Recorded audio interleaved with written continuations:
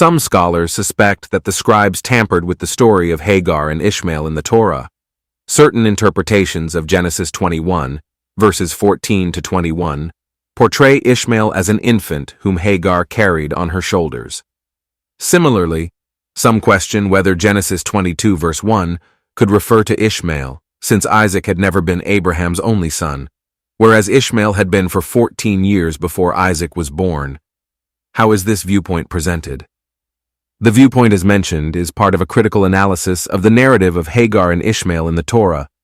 Some scholars and researchers argue that certain aspects of the story may have been altered or tampered with by scribes over time.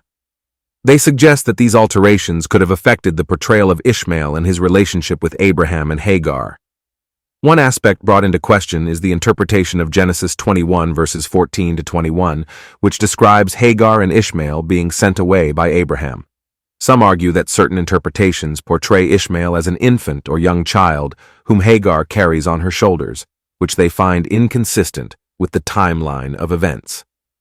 Ishmael would have been around 14 years old at that time, based on the biblical account, and it is suggested that this discrepancy could be a result of later modifications to the text.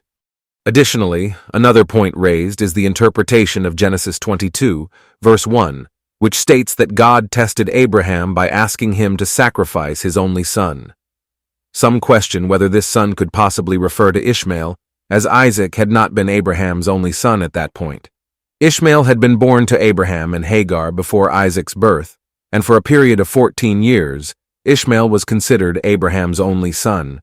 This raises doubts about the traditional understanding of this verse and prompts alternative interpretations. It's important to note that these viewpoints are part of a scholarly discourse and not universally accepted. They represent attempts to analyze the text critically and explore potential inconsistencies or alterations.